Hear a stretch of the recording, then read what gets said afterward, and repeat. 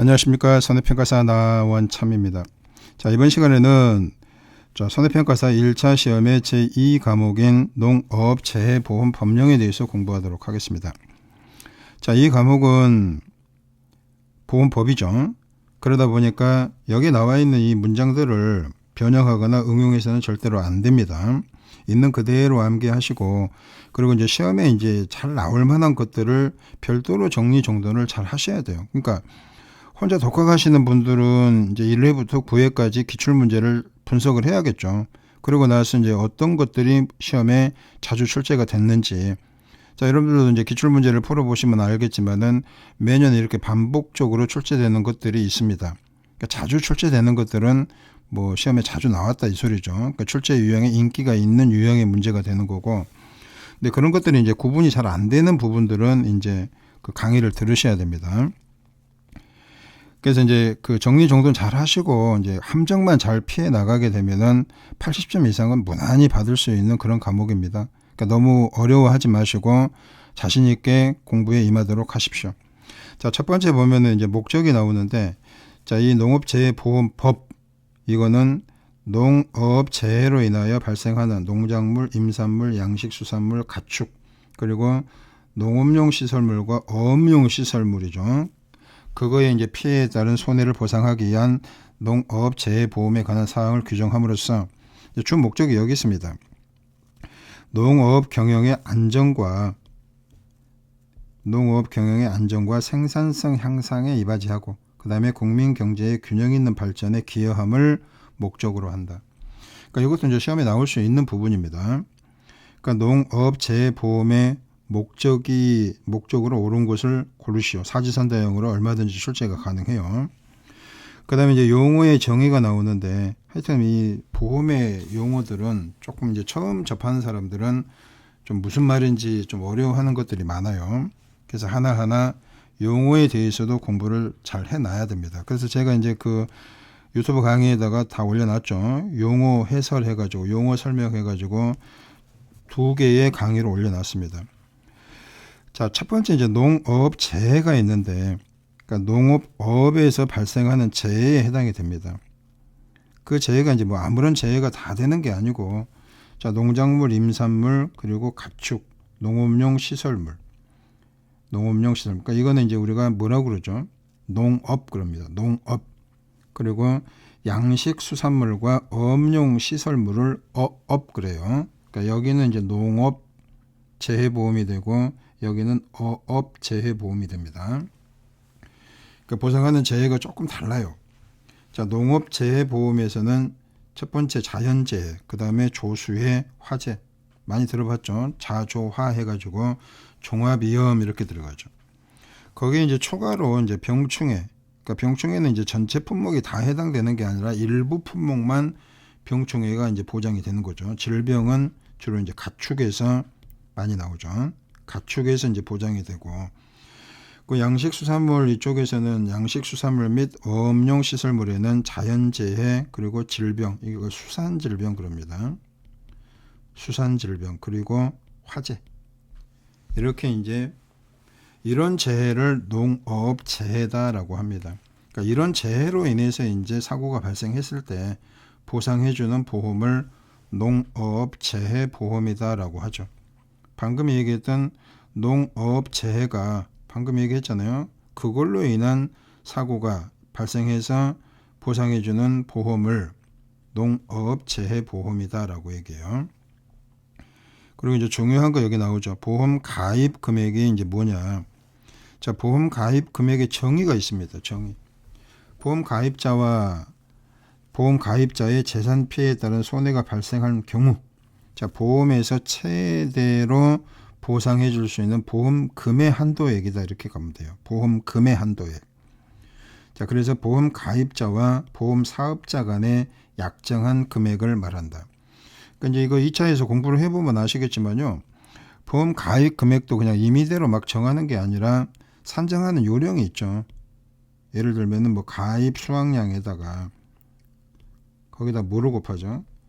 킬로그램당 가입 가격이라는 게 있죠.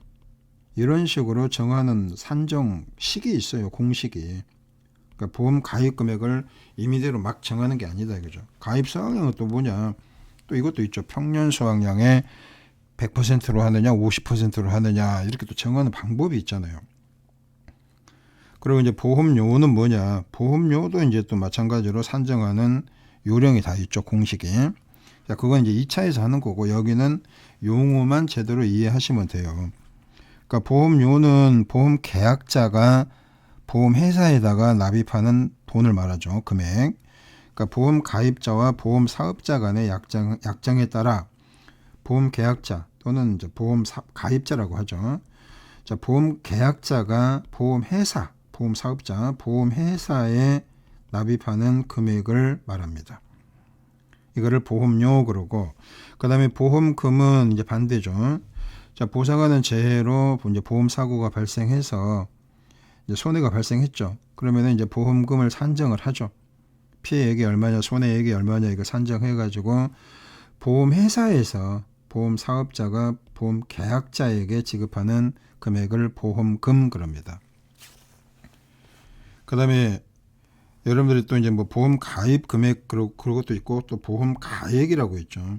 보험 가액을 또 뭐라고 배웠죠? 피보험 이익 뭐 이걸 얘기하죠. 금전으로 이제 평가한 금액을 보험 가액이다라고 이렇게 이야기하는데 이 보험 가액은 손해액 있죠. 손해액의 최대값입니다. 최대 손해액의 값을 이 보험 가액이다 그래요. 그러니까 손해액이 있고 또 피해액이 있고 또 여러 가지 용어들이 있습니다. 그러니까 이런 용어들이 지금 많이 있는데 여기는 지금 극히 일부만 나와 있으므로 여러분들이 용어 설명 강의를 꼭 필수적으로 들으셔야 됩니다. 그리고 이제 시범 사업은 또 뭐냐?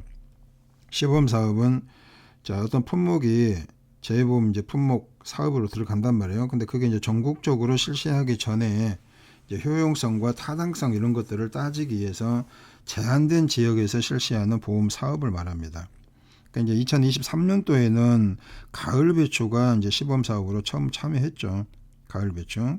근데 이 가을 배추가 전국적으로 실시되는 게 아니죠. 시범 사업 1년 차가 되기 때문에.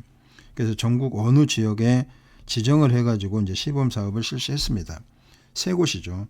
그러니까 전라남도 해남, 그 다음에 충청북도 괴산, 경상북도 영양 이렇게 세 군데에서 시범 사업을 실시를 합니다. 이제 1년만 하는 게 아니라 몇 년 동안 계속 실시를 하는 거죠. 그러고 나서 이제 타당성이 이제 만족이 되면은 전국적으로 이제 실시하는 품목이 됩니다. 자, 24년도 올해는 금년도에는 이제 세 가지 품목이 시범 사업에 참여를 합니다. 그러니까 논작물인 귀리가 있고, 그 다음에 양상추, 그리고 시설 감자가 이제 새로 들어옵니다. 시설 감자. 그러니까 감자는 지금 안 그래도 지금 많이 있죠.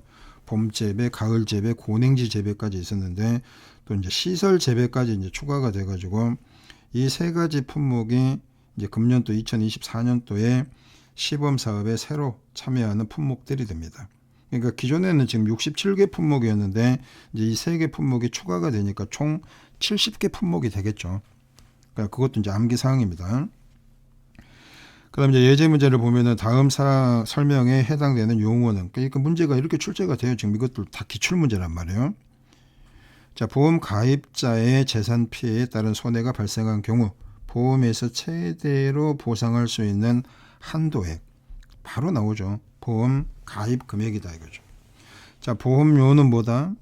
보험료는 보험 계약자가 보험 회사에 내는 금액을 말하죠. 보험금은 보험 회사가 보험 계약자에게 보험 사고가 발생했을 때 금액을 산정해 가지고 지급하는 금액이고, 손해액은 이제 피해액에서 손해액을 또 산정하는 방법이 있죠.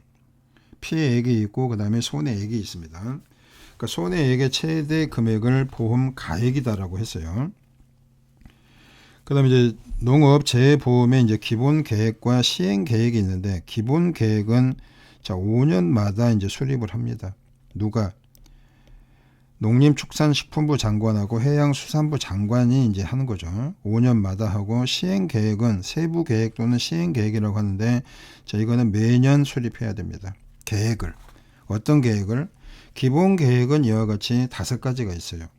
5가지. 그러니까 여기 보면은 농림축산식품부 장관과 해양수산부 장관은 그랬죠.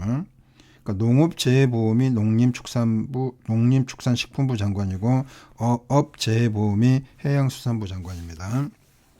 근데 이게 심의회가 지금 두 가지로 나뉘잖아요. 농업재해보험심의회하고 어업재해보험심의회로 이렇게 나뉩니다. 그러니까 이쪽은 이제 해양수산부 관할이 되고 이쪽은 농림축산식품부 관할이 되는 거죠. 그래가지고 이제 기본 계획을 5년마다 이렇게 나와요. 5년마다. 이것도 이제 시험에 나올 만한 이제 숫자죠. 그럼 이제 그 5년마다 계획을 세우는데 그 내용이 뭐냐? 그 내용이 또 이 5가지로 또 사지선다형의 출제가 잘 되는 부분입니다. 그러니까 이 기본 계획은요, 2023년도부터 생긴 겁니다. 그러니까 이게 최근에 생겼기 때문에 그 이전에는 없다가 최근에 생겼어요. 기본 계획하고 그 다음에 세부 계획이 최근에 생겼기 때문에 시험에 출제가 됩니다. 반드시 암기사항이에요. 그러니까 뭐를 암기해야 돼요? 발전 방향 및 목표, 그 다음에 가입률 재고 방안, 그리고 대상 품목과 대상 지역, 그리고 지원 및 평가, 그리고 이제 그 밖에 장관이 필요하다고 인정하는 사항. 그러니까 이런 것들이, 그러니까 이 미연보는 뭐 시험에 나올 만한 부분은 아니란 말이에요. 그러니까 이제 4가지가 지금 충분히 지금 있으니까 이거는 사지선다형으로 얼마든지 출제가 가능하다 이거죠. 이제 시행계획은 매년이다 그랬죠. 매년. 장관은 매년 시행계획을 수립 시행하여야 한다. 그럼 이제 여기 시행계획의 이제 내용은 뭐냐?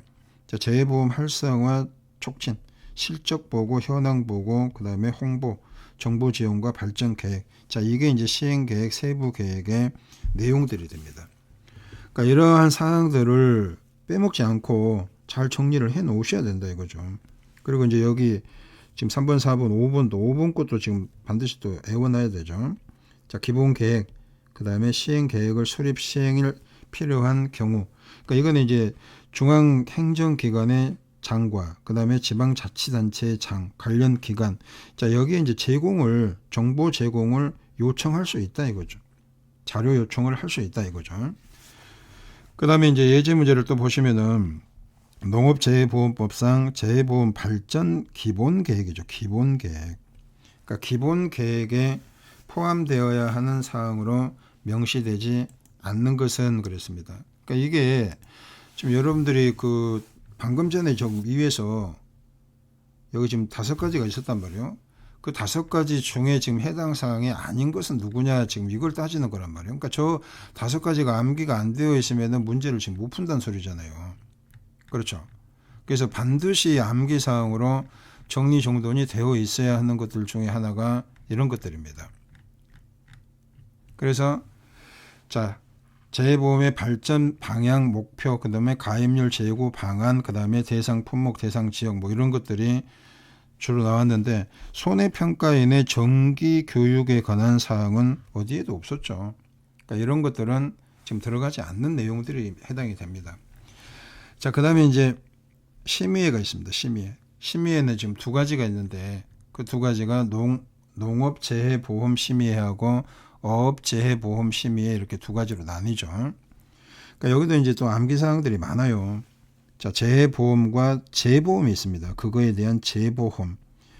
자, 이거에 관한 사항을 심의하기 위해서 농림축산식품부 장관 소속 농업재해보험심의회죠. 그 다음에 해양수산부 장관 소속으로 어업재해보험심의회를 둔다 그랬어요.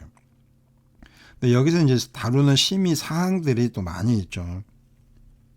심의 사항 해가지고 목적물 선정, 그 다음에 재해의 범위, 재정 지원, 그 다음에 손해평가의 방법과 절차, 정부의 책임 범위, 그 다음에 자금의 수입, 그리고 지출의 적정성에 관한 사항.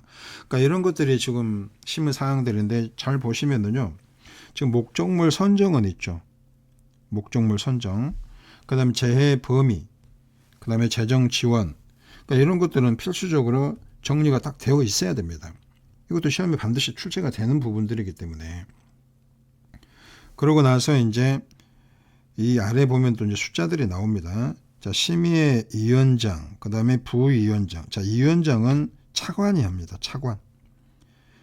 농림축산식품부 차관하고 해양수산부 차관이 각 심의회 의장이 되는 거예요. 임명하는 게 아니라 자동이에요. 자동. 뭐 농림축산식품부 장관이 임명을 한다. 그런 말 나오면 틀린 말이에요.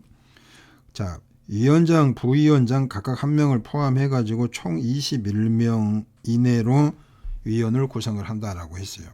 21명도 자주 출제가 됩니다. 그리고 또 임기가 3년 이것도 나와요. 저 뒤에 이제 나올 거예요. 임기는 3년으로 한다. 그리고 이제 심의회 의장은 이렇게 이제 차관으로 하고 부위원장은 이제 그 내부에서 이제 좀 뽑겠죠. 누군가를 호선으로 한다라고 했어요. 그리고 이제 농림축산식품부 장관이 위원들을 임명 또는 위촉을 합니다. 자, 위원장은 자동으로 차관이 하고 그 밖에 위원들은 장관이 뭐 한다? 장관이 위촉 또는 임명을 하는 겁니다. 근데 이제 또 임명 위촉을 할 때 다음에 해당되는 사람들이 적어도 한 명 이상이 반드시 포함이 돼야 됩니다. 자, 뭐 이런 것들은 좀 기준이 애매합니다만은 학식과 농업에 관한 학식과 경험이 풍부하다고 인정하는 사람. 뭐 기준이 뭔지는 모르겠어요. 그 다음에 이제 3급 공무원 또는 고위 공무원에 속하는 공무원이라는 또 이것도 있죠. 재보험을 담당해야 됩니다. 다른 아무 3급 공무원이 해당되는 게 아니라 재보험을 담당하는. 그리고 이제 여기 또 산행금기라고 있습니다. 산림청, 그 다음에 행정안전부, 그 다음에 금융위원회, 기획재정부, 이런 식으로 산행금기, 이 부처에 3급 공무원 또는 고위 공무원단에 속하는 공무원이다 그랬죠. 그러니까 이것도 아무 공무원이나 해당되는 게 아니고 자연재해 또는 보험에 관련된 업무를 담당하는, 이렇게 가야 됩니다. 그러니까 여기도 한 명 이상이 반드시 심의의 위원으로 들어와야 됩니다. 그리고 이제 농업재해보험에는 농림축산업 단체의 대표, 어업은 어업인 단체의 대표, 이런 사람이 적어도 한 명씩 반드시 들어와야 된다 이거죠. 그리고 이제 임기는 3년으로 한다 그랬죠. 자, 이것도 꼭 암기를 해야 됩니다. 그리고 심의에는 이제 분과위원회를 둘 수 있는데 그 분과위원회의 종류가 이와 같이 가죠. 그 다음에 심의에는 각 사항을 심의하기 위해서 농업재해보험에 관한 전문 지식이 있는 자 또는 농업인 이해관계자의 의견을 들을 수 있다. 뭐 당연한 사항이죠. 그리고 이 아래 보면은 이제 그 분과위원회에 관해서 설명이 지금 쭉 나오죠. 방금 전에 했던 것들입니다. 자, 분과위원회는 분과위원장 1명 그리고 9명 이내의 분과위원을 성별을 고려하여 구성한다. 그러니까 필요 없고 9명만 이제 기억하면 되겠죠. 9명. 그리고 분과위원장 및 분과위원은 심의의 위원 중에서 이제 새로 뽑는 게 아니라 심의의 위원 중에서 전문적인 지식과 경험을 고려하여 위원장이 지명한다. 그리고 이제 분과위원회 회의는 위원장 또는 분과위원장이 필요하다고 인정할 때 소집한다. 이게 이제 분과위원회에 관한 내용입니다. 자, 예제 문제 보면은 농업재해보험법상 농업재해보험 심의회의 심의사항이 아닌 것은 그랬어요. 심의사항이 아닌 것은. 그러니까 여기 이제 농업상품, 재해보험 상품의 인가, 그 다음에 목적물의 선정, 그리고 또 뭐가 있어요? 보상하는 재해보험이, 아까 이런 거 다 있었단 말이에요. 책임보험이 있었고, 그 다음에 재해보험이 있었고, 목적물의 선정이 있었잖아요. 어떤 것들을 재해보험 대상 목적물로 할 거냐. 그러니까 이제 재해보험 상품의 인가는 심의 사항이 아닌 거죠. 그러니까 이런 식으로 심의에서 이제 심의 사항들이 또 아까 다 있었단 말이에요. 또 암기 사항들입니다. 그리고 이제 심의의 위원장의 직무가 있는데 농업재해보험 심의회 또는 어업재해보험 심의회 위원장은 심의회를 대표하여 심의회의 업무를 총괄한다. 뭐 당연하고. 그 다음에 부위원장은 위원장을 보좌하여 이제 부득이한 사유로 직무를 수행할 수 없는 경우는 직무를 대행한다. 부위원장이 당연히 위원장 직무를 대행을 해야겠죠. 그리고 회의, 이것도 시험에 자주 나오더라고요. 3분의 1 이상의 요구가 있어야 이제 회의를 소집할 수 있습니다. 또는 위원장이 필요하다고 인정할 때, 그러니까 두 가지죠. 재적위원회 3분의 1 이상의 요구가 있을 때, 또는 위원장이 필요하다고 인정할 때, 이때 이제 회의가 소집이 됩니다. 그리고 이제 소집된 이제 재적 가반수 출석으로 개의가 되죠. 회의가 이제 열리고 그 출석위원회 가반수 찬성으로 의결이 됩니다. 그러니까 이런 것도 시험에 자주 나오더라고요. 자, 농업재보험법상 농업재보험 심의에 관한 설명으로 옳지 않은 거 그랬죠. 자, 심의에는 위원장 및 부위원장 각 한 명을 포함해서 21명 이내의 위원으로 구성한다. 맞죠? 그 다음에 심의의 위원장은 농림축산식품부 장관이 위촉한다. 임명한다. 틀렸죠. 자, 심의의 위원장은 누가 한다 그랬죠? 농림축산식품부 차관이 한다 그랬죠. 자동입니다. 자동. 그러니까 농림축산식품부 장관이 임명한 게 아니잖아요. 위촉한 게 아니라 자동적으로 차관이 하는 겁니다. 그 다음에 이제 위촉의 위원회 회촉이 있죠. 회촉. 위촉이 있고 그 다음에 반대로 회촉이 있는데, 자, 회촉은 자, 장관이죠. 장관은 자, 위원이 다음 어느 하나에 해당하는 경우에 해촉할 수 있는, 그러니까 위촉을 뭐 하는 거죠? 해제시키는 거죠. 자, 심신장애로 인해서 직무를 수행할 수 없게 된 경우. 자, 이것도 시험에 자주 나옵니다. 그 다음에 직무와 관련된 비사실, 그러니까 직무와 관련된, 또 간혹가다 이렇게 나옵니다. 직무와 관련되지 않는 비사실이 있는 경우 이렇게 나와요. 그럼 틀린 거죠. 그 다음에 직무태만 품위 손상, 그 밖의 사유로 인하여 위원으로 적합하지 아니하다고 인정된 경우, 그 다음에 스스로 직무 수행이 곤란하다고 밝히는 경우. 자, 이것들은 이제 해촉 사항입니다. 그 다음에 수당. 그러니까 이제 위원으로 이제 활동을 하게 되면은 이제 적정 수당이 이제 지급이 되겠죠. 근데 외에가 있습니다. 공무원. 해당 공무원은 어떻게 돼요? 그러하지 아니한다라고 했어요. 이것도 암기 사항이고. 그 다음에 운영 세칙. 자, 위원장의 직무 회의 또는 위원회 해촉, 분과위원회 수당, 이러한 규정의 사항은 심의의 의결을 거쳐가지고 뭐가 위원장이 정한다라고 했어요. 처음에 이제 공부하다 보면은 좀 헷갈리는 것들이 많이 있습니다. 그러니까 분명히 지금 암기 사항들이 이런 것들이에요. 자, 위원회 해촉 사항에 해당되는 것 시험에 출제됩니다. 그리고 회의는 어떻게 개의가 되고 그 다음에 의결은 어떻게 되느냐, 이것도 마찬가지로 좀 출제가 되는 부분이고, 그리고 아까 심의 사항이 있죠. 이 분과위원회는 별로 그렇게 중요하지 않더라고요. 자, 심의의 심의 사항 요거 꼭 정리가 돼야 됩니다. 지금 예제 문제에서도 지금 출제가 됐었잖아요. 기출 문제에서도 나와 있고, 그리고 이 기본 계획과 세부 계획 반드시 출제됩니다. 이것도 정리를 꼭 해놓으세요. 그러니까 지금 첫 번째 시간에서 정리정돈했던 것들, 중요하다고 제가 강조했던 부분들은 별도로 정리를 잘 해놓으셔서 암기사항으로 정리를 해놓도록 하십시오. 이번 시간 여기까지 하도록 하겠습니다. 감사합니다.